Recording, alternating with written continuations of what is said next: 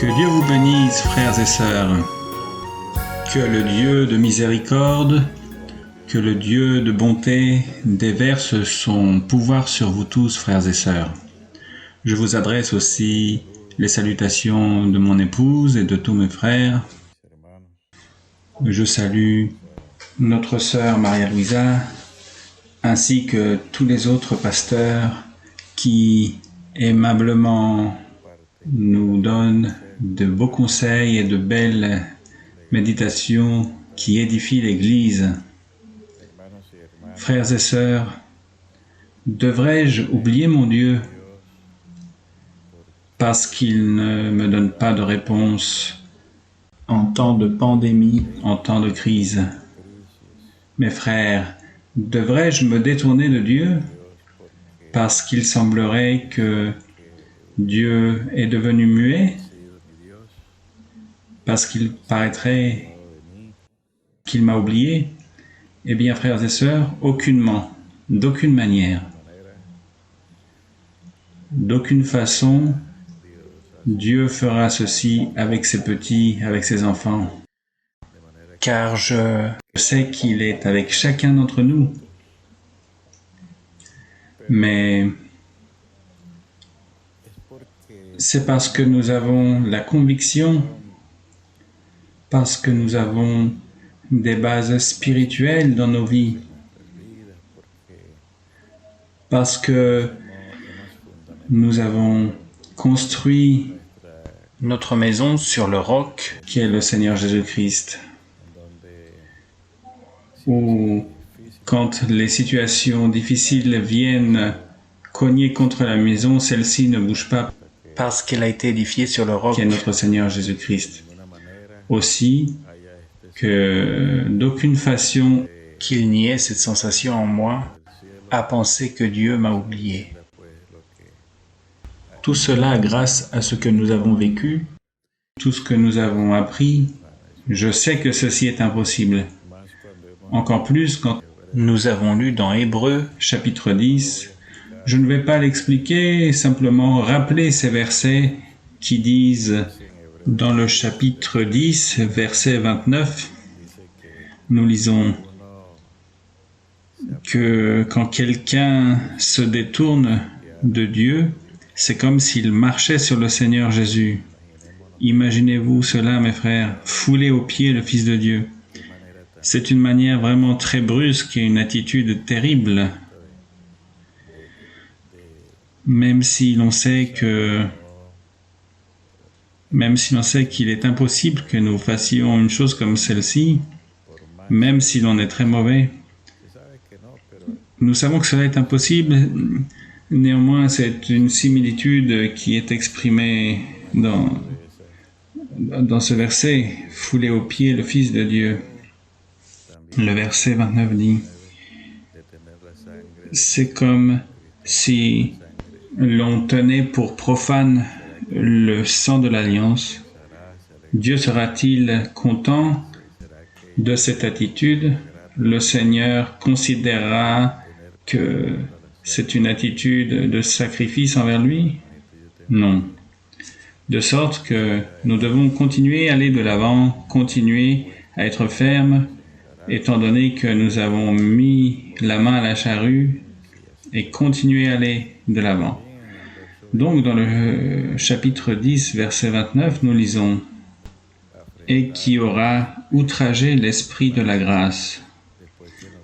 Effectivement, une fois que l'on nous a vus consacrés à chercher l'Esprit de Dieu, si l'on nous voit dans une attitude qui n'est pas convenable pour un enfant de Dieu, nous faisons blasphémer les gens, nous faisons que les gens parlent mal de l'œuvre du Seigneur. Et logiquement, d'aucune manière nous ne voudrions permettre que son nom soit blasphémé à cause de notre manque de foi ou à cause de notre manque de satisfaction, de notre inconstance dans les voies du Seigneur, notre inconstance dans la lecture de sa parole, notre inconstance dans la louange. Dieu nous voit même dans la solitude. Évidemment, bien entendu, rien n'est comparable au fait d'être réunis ensemble dans son temple, là où nous avons connu le Seigneur. Il y a un psaume, le psaume 103. Dans ce psaume, il y a une parole de louange, une parole d'éloge, mais que je prends aussi comme une parole de conseil pour ma vie personnelle, ainsi que pour ceux qui aimablement écoutent cette méditation. Le psaume 103 dit « Mon âme bénit l'Éternel, que tout ce qui est en moi bénisse son saint nom. Mon âme bénit l'Éternel et n'oublie aucun de ses bienfaits. » Comme c'est magnifique de lire ces versets. Et n'oublie aucun de ses bienfaits. Comment oublier cette première rencontre quand nous l'avons connu pour la première fois, quand il nous donna des paroles de grande consolation, quand il nous fit pleurer de joie, quand il nous remplit d'espoir d'une manière très belle. Non, mes frères, je ne peux oublier ce premier amour qui est mon Seigneur. Mon premier amour doit être conservé. Il faut le conserver. Je ne peux oublier ces paroles qui furent si belles et que depuis personne ne m'a parlé ainsi, ou personne ne nous a parlé ainsi comme Dieu l'a fait quand il nous a dit ces premières paroles. Quelle manière merveilleuse de nous évangéliser à le Seigneur. Ce qu'il fit, c'est d'inonder nos yeux de larmes de joie. C'était un mélange de joie, de bonheur. Quand je suis rentré chez moi, ce soir-là, j'ai commencé à pleurer. Mes parents pensaient qu'il m'était arrivé quelque chose de mauvais, mais non, j'étais heureux. J'étais heureux de cette rencontre. Je ne peux oublier que mon Dieu, quand il m'a fait ma première promesse, même si ce n'était pas mon souhait, sa première promesse qu'il me bénirait, ma joie était d'avoir trouvé le lieu où je pourrais le trouver, où je pourrais me réunir avec lui, où je pourrais le consulter, où je pourrais le bénir, comme dit ce psaume. Mon âme bénit l'Éternel. Je ne peux oublier aucun de ses bienfaits. Je ne peux oublier aucune de ses guérisons. Je ne peux oublier ce qu'il a fait au milieu de mes frères, ce qu'il a fait pour moi, ce qu'il a fait pour me être cher. Je ne peux rien oublier de tout cela. Je ne peux être ingrat devant le Seigneur, mon roi. Je ne peux penser que Dieu s'est détourné de nous, qu'il ne nous écoute plus, qu'il nous a oubliés en quelque sorte. C'est le diable qui veut se saisir de cela pour nous faire douter, mais il ne réussira point. Parce qu'il est évident que Dieu est comme l'ombre de notre main droite. Dieu est là.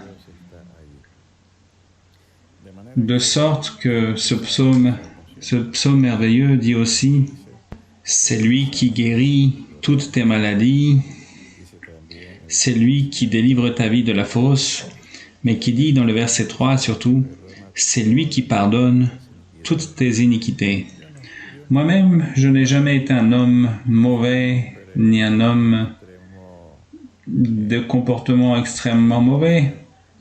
Je n'étais pas parfait non plus. Simplement, j'étais un homme curieux, un homme normal, un homme, disons, pas vraiment porté à l'exagération. Malgré cela, ma conscience m'attaquait, mes frères. Je me sentais mal du fait de ma conscience parce que je lisais les Écritures et malgré le fait que je n'étais pas dans l'assemblée, les Écritures étaient mon inspiration. Et je cherchais le pardon du Seigneur. Je cherchais ce pardon et je cherchais dans les Écritures la confirmation du fait que j'avais été pardonné. Et je trouvais des versets, mais cela ne suffisait pas.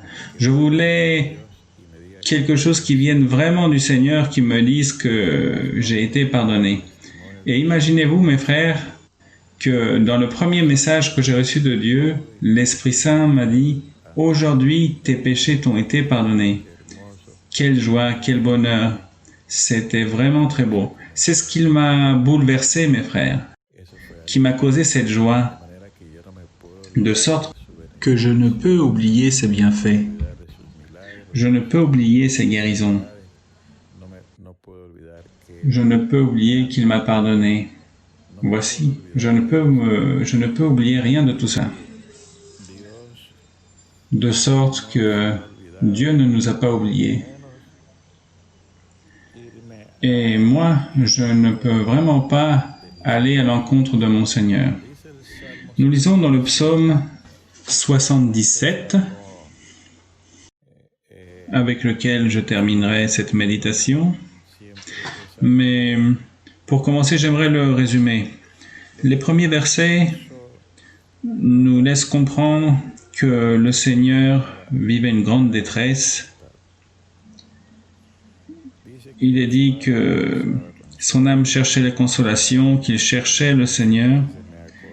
Dans le verset 4, il est dit « Je me souviens de Dieu ». Ensuite, il est dit qu'il ne pouvait dormir et qu'il pleurait sans cesse, qu'il était triste. Mais il est dit dans le verset 6, « Je pense aux jours anciens, aux années d'autrefois. » Aux jours anciens, c'est-à-dire depuis les siècles des siècles, où le Seigneur Jésus était avec le Père, et c'est ce qui le consolait. Nous lisons aussi dans les versets 8, 9, 10, il y a des questions, je lis rapidement. Le Seigneur rejettera-t-il pour toujours? Ne sera-t-il plus favorable? Sa bonté est-elle à jamais épuisée? Sa parole est-elle anéantie pour l'éternité? Dieu a-t-il oublié d'avoir compassion? A-t-il, dans sa colère, retiré sa miséricorde? Le Seigneur, dans sa colère, a-t-il retiré sa miséricorde, son amour envers nous? S'est-il fâché pour toujours? Et nous a-t-il laissés à la merci de cette pandémie pour toujours, pour laquelle nous prions sans cesse et nous avons l'impression que Dieu nous a oubliés? Mais non. Voyons le vaillant, voyons l'auteur de notre foi qui a vécu des circonstances difficiles, mais qui nous inspire à aller de l'avant, et qui dit dans le verset 11, « Je dis, ce qui fait ma souffrance, c'est que la droite du Très-Haut n'est plus la même. » Et quelle serait cette souffrance? Sa souffrance serait de se rappeler sans cesse de toute cette gloire qu'il a vécue avec le Dieu du ciel depuis le début. Et quelle serait ma souffrance à moi? Ma souffrance serait de me rappeler sans cesse du temps où j'ai connu le Seigneur, quand je pleurais de joie, quand je me régalais de ses paroles, quand, par amour pour lui, j'ouvrais cette Bible et je voyais à travers les Écritures la grandeur de Dieu. Quand les promesses du Seigneur commençaient à être accomplies, gloire à Dieu quand il m'ouvrait les portes. Bref, le Seigneur a été miséricordieux, a été bon, de manière que le Seigneur Jésus n'a pas oublié comment trouver consolation à se rappeler de toute cette grandeur qu'il a vécue dans le Père. Dans le verset 12, il est écrit « Je rappellerai les œuvres de l'Éternel, car je me souviens de tes merveilles d'autrefois. Je parlerai de toutes tes œuvres et je raconterai tes hauts faits. Ô Dieu, tes voies sont saintes, ton évangile est saint. Il est merveilleux de marcher à tes côtés, Seigneur. Quel Dieu est aussi grand que notre Dieu? Bien qu'il se sentait seul, il criait, il ne pouvait pas dormir, il était bouleversé, il pleurait. La seule chose qui l'a soutenu, d'après cette lecture, c'est l'amour de Dieu, se rappeler de ses hauts faits, de sa grandeur. Et dans le verset 21, il rappelle les œuvres de Moïse et d'Aaron, ce qu'ils faisaient à travers les différents prophètes, les hauts faits qu'il réussissait quand il triomphait à travers son peuple, quand il levait des hommes fermes et droits. De manière que maintenant que j'ai mis ma main à la charrue, je ne peux revenir en arrière. Je ne peux marcher sur le Seigneur ni blasphémer contre l'Esprit Saint. Aussi, je trouve dans la Bible le repos, de quoi reprendre des forces, et mon présent redevient celui du moment où j'ai connu l'Église, et mon futur quand Dieu me donna tant d'espoir avec tant de promesses. Aussi, mes frères, soyez fermes et allons de l'avant, comme dit l'apôtre Pierre au Seigneur Jésus-Christ.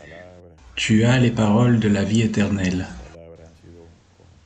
Et ces paroles ont brillé dans notre vie. Pour cela, je me souviendrai de toutes ces belles promesses.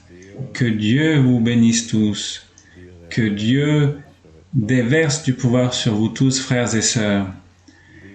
Que Dieu nous rende riches, comme aujourd'hui nous l'avons appris de notre sœur Maria-Louisa, riches de trésors de notre Dieu, et soyons un trésor spécial pour sa gloire et pour son honneur. Mes frères et sœurs, que Dieu vous bénisse.